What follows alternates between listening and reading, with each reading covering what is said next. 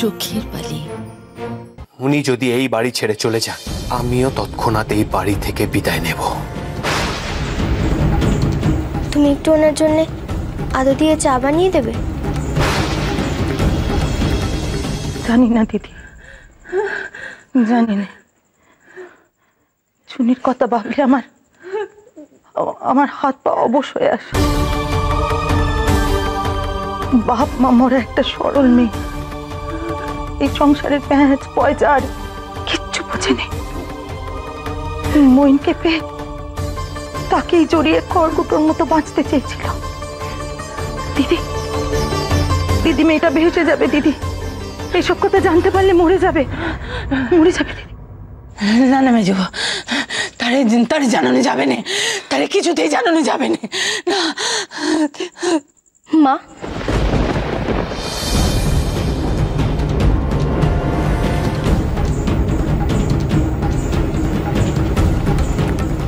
আমাকে আশীর্বাদ করুন মা। যে ব্যথা আপনি সইতে পারেন, সে ব্যথা যেন আমিও সইতে পারি।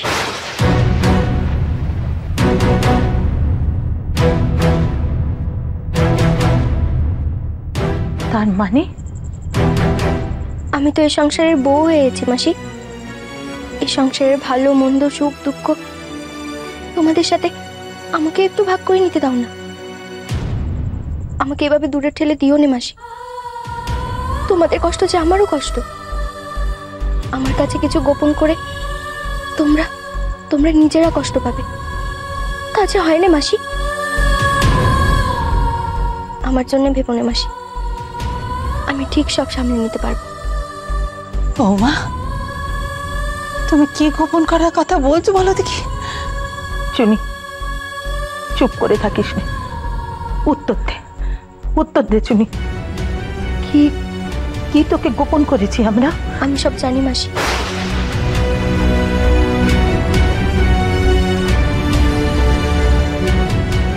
কি জানিস?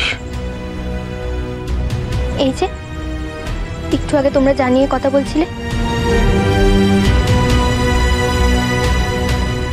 আমি তা জানি মাসি।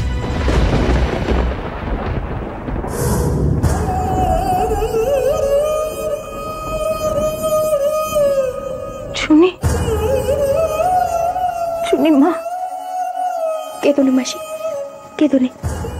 রাধা মাধবের উপর ভরসা রাখো। কোন চুনিকে দেখছি আমি? এই যে সংসারের সব বিষ পান করে বসে আছে, কাকে সান্ত্বনা দেবার কথা ভাবছিলাম আমরা, এই যে দেখি উল্টে আমাদেরই সান্ত্বনা দিচ্ছে। মাগো, এত বড় আঘাতে এমন সহজভাবে সব কাজ করছিস, এমন স্থির কি করে আছিস চুনি? কোন শক্তি তোকে এমন শক্ত করলো বল দেখি? কাজকর্ম না করলে চলবে কি করে মাসি? এই সংসার আমার কাছে মন্দিরের মতো। এই মন্দিরের পুজো আচ্ছা করেই তো মনকে শান্ত রাখতে হবে, শক্ত রাখতে হবে। এইটুকু মেয়েটার মনে এত শক্তি কোথা থেকে এলো?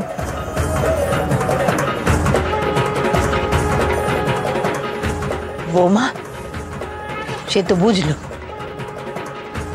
আমার একটা কথার উত্তর দাও তো তুমি। স্বামী বাইর মুখ, তা জেনেও এতদিন তুমি কি করলে মা?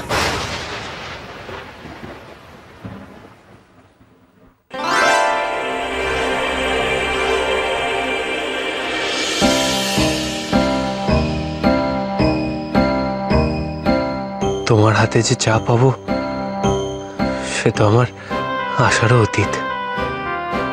আপনাকে ধন্যবাদ দেওয়ার কোনো ভাষা নেই মহেন্দ্রবাবু।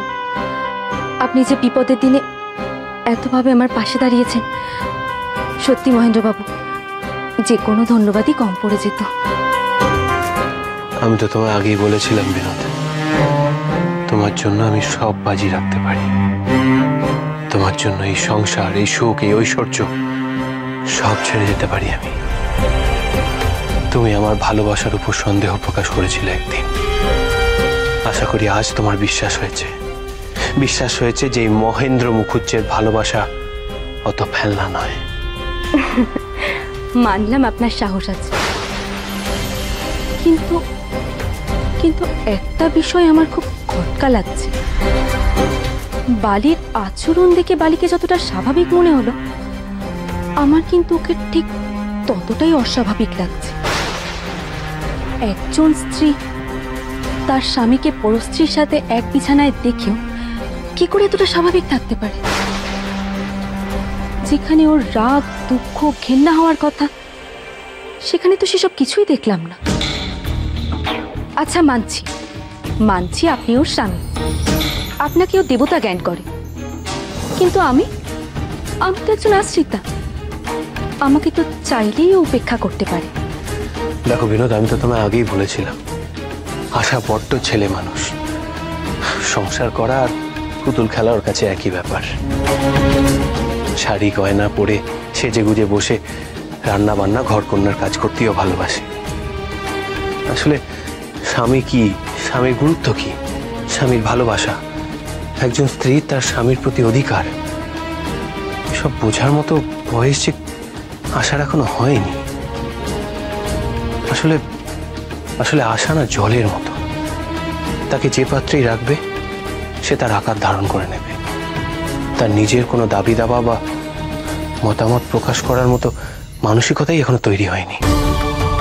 সে আপনি যাই বলুন মহেন্দ্রবাবু, স্বামীর ওপর মেয়েদের অধিকার কিন্তু সহজাত। সেই জায়গাটা আমার ভারী অবাক লাগছে। বিনোদ, ছাড়ো না সব কথা। শুধু আমার আশাকে নিয়ে মাথা নাই বা ভার করলে। দেখো, আশা তো আমাদের সম্পর্কটা মেনে নিয়েছে, আর তাছাড়া আশা খুব ভালো করেই জানে যে তার থেকে বেশি ভালো তার স্বামীকে শুধু তার বালিই রাখতে পারে। তাই জন্যই বলছি, এসব বিষয় নিয়ে আর মাথা ঘামিয়ে লাভ নেই। আশা তার পুতুল নিয়ে সন্তুষ্ট থাক, আর আমি আমার বিনোদের নেশায় পুঁত হয়ে থাকি। কাছে এসো। এতদিন ভয়ে ভয়ে থেকেছি, এখন আর কোনো বাধা নেই। আজ থেকে আরো নিবিড় ভাবে, আরো আপন করে তোমার কাছে পাবো।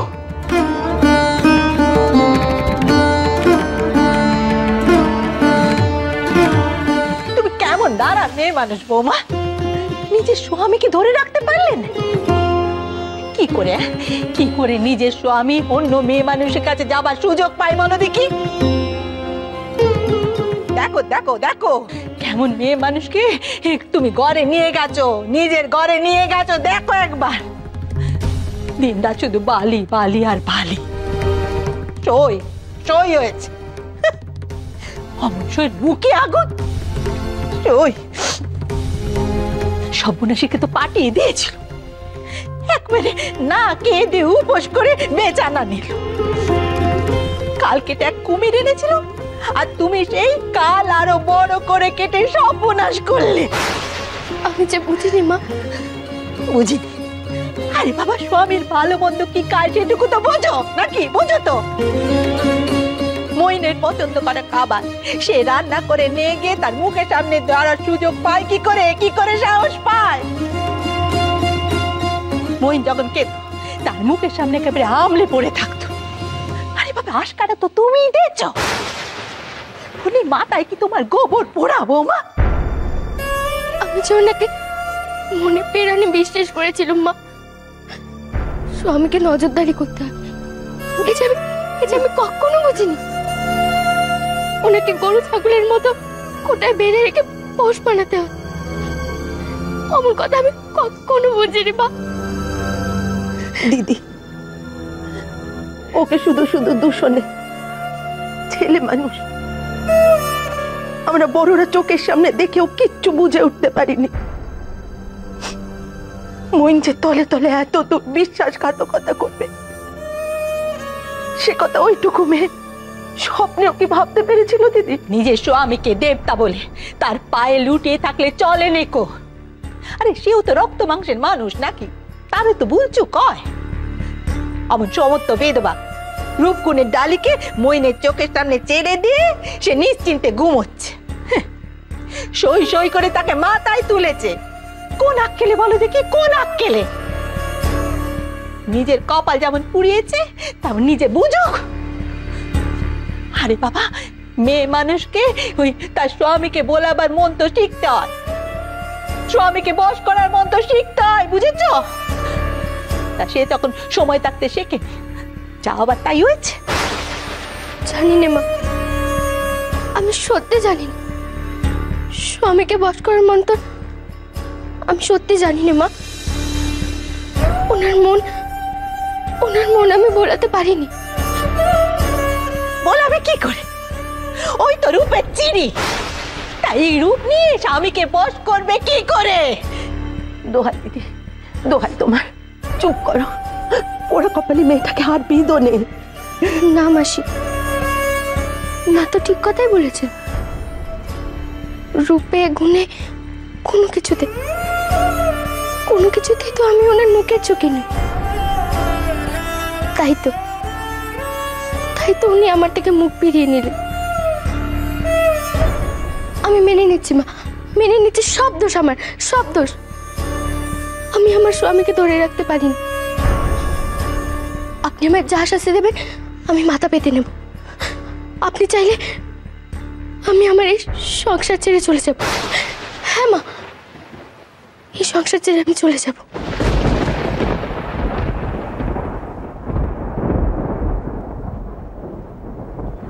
বৌমা,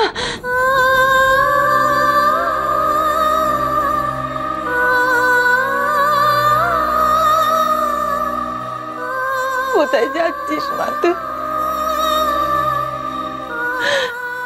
এই বুড়ি মাটার উপর রাগ করে তুই কোথায় যাচ্ছিস মা? তুই যে ঘরের লোক রে মা, তুই যদি ঘর ছেড়ে চলে যাস তাহলে আমি কি থাকবো বল দেখি? আয় মা, আয় কাছে, আয় কাছে, আয় মা।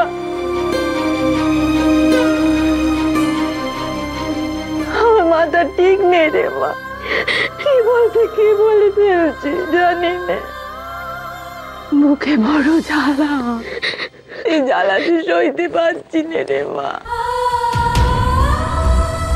আমি আছি তো মা, আমি আছি তো। আমি থাকতে তোমায় আমি কোনো কষ্ট পেতে দেবো না, কোনো কষ্ট না মা।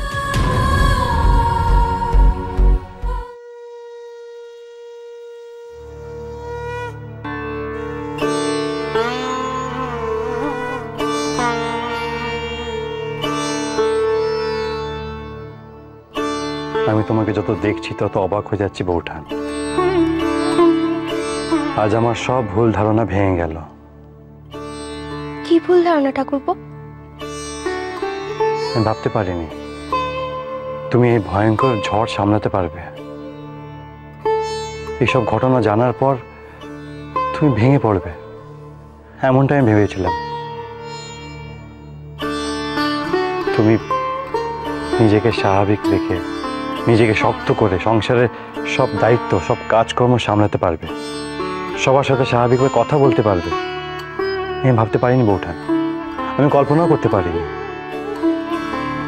কিন্তু তুমি পেরেছো বৌঠান।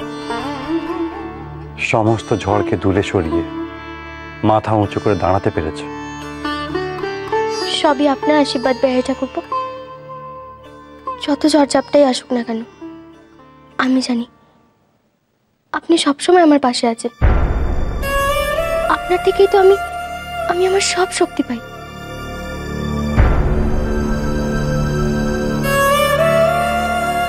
জানা বৌঠান, আমি তোমার মধ্যে আমাদের দেশের হাজার হাজার হতভাগিনী নারীর সর্বংসহার রূপটি দেখতে পাচ্ছি। তোমার এই দেশের মেয়েরা যেন জন্মগতভাবে দুঃখ কষ্টকে সহ্য করার ক্ষমতা নিয়ে জন্মেছ। হাজার দুঃখ কষ্টে, হাজার বিপদে যে তোমরা কি করে স্থির থাকো? স্থির থাকতে পারছি কই বেহাই ঠাকুরপো। যত রাত পাচ্ছে আমার আমার ভেতর ভেতর যেমন অস্থির হয়ে উঠছে। আমার আমার সব শক্তি শেষ হয়ে আসছে। আমার শরীর মন সব বিকল হয়ে আসছে বেহাই ঠাকুরপো। কি করে ওই মানুষটার কাছে যাব? আমার ওই ঘরটিতে, ওই পালঙ্কে, ওই মানুষটার সাথে একসাথে কি করে রাত কাটাবো বেহাই ঠাকুরপো? কি করে? কি বলবো আমি আশালতাকে? কি বোঝাবো? এই সরল সোজা মেয়েটাকে আজ কত বড় সত্যের মুখোমুখি গিয়ে দাঁড়াতে হবে। তোমার মনের মধ্যে কি চলছে আমি সেটা বুঝতে পারছি বৌঠান। আমি শুধু তোমাকে একটা কথাই বলবো, নিজের মনকে কষ্ট দিয়ে কোনো কাজ করো না। সবসময় নিজের মনের কথা শোনো, বাকি কারোর কথা ভাবার কোনো দায় নেই তোমার। কিন্তু উনি যে আমার স্বামী। আমি একটা কথা বলি বৌঠা, সবার আগে তুমি একটা মানুষ, তারপর তুমি মহিন্দার স্ত্রী। প্রতিটা মানুষের নিজের সম্মান, নিজের অধিকার সবার আগে। আমি প্রার্থনা করি বৌঠা, আজ যেন এক নতুন আশালতার জন্ম হয়, যে আত্মসম্মান নিয়ে বাকি জীবনটা মাথা উঁচু করে নিজের জন্য বাঁচবে।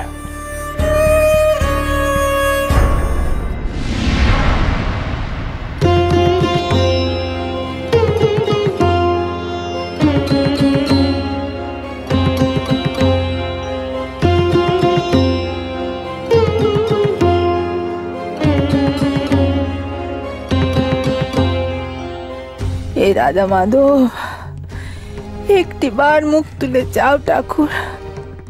আমি আজ নিজের হাতে আবার বৌমাকে সাজিয়ে ছেলের ঘরে পাঠাবো। আমার বৌমা যেন তার সব পোষ্য দিয়ে স্বামীর মন বেঁধে ফেলে ঠাকুর। ছেলে যেন আমার আর ওই স্বপ্নেশের দিকে মুখ তুলে না চায়, এমন করে আজ সাজাবো বৌমাকে। দেখি মইন কেমন করে বউকে বুলে তাকে। মা,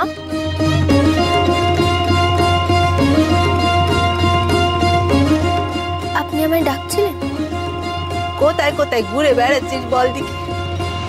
রাত হয়েছে, স্বামীর ঘরে যাবি নি? আমি আজ এখানেই আপনার কাছে শুয়ে পড়ি না মা। ওমা, আমার কাছে শুতে যাবি কেন?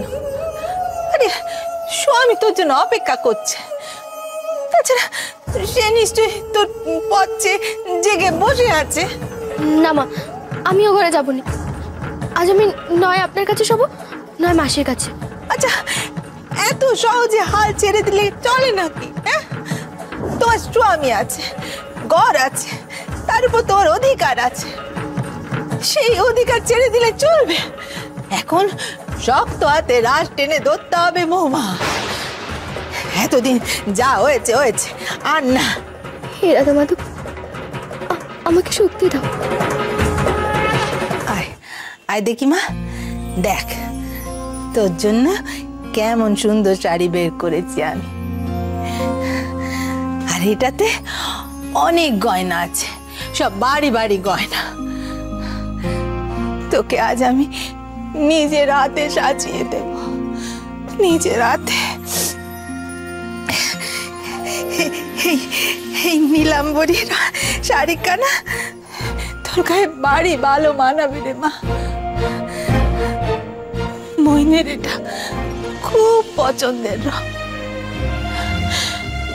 দেখবি ও তোর দিক থেকে মুখ ফেরাতে পারবে নি, পারবে নি। আয় দেখি, আয় তোর চুলকানে বেঁধে দি। আয়। ওমা, এই চুলের অবস্থা কি করেছিস? সারাদিন কি তুই চুলে চিরুনি দিস নি? আচ্ছা, বউ মানুষ এরকম পেতনির মতো থাকলে চলবে? থাক না মা, এসব সাজগোজের আর কি দরকার? পুরুষ মানুষের মন হলো পদ্ম পাতায় জ্বর, কখন যে টপ করে কষে পড়বে কেউ তা জানে না মা, জানে। পুরুষ মানুষের মন পেতে হলে সাজগোজের দরকার আছে বৌমা, আছে। আয় দেখি, আয় আয়, এখানে বস দেখি, আয়।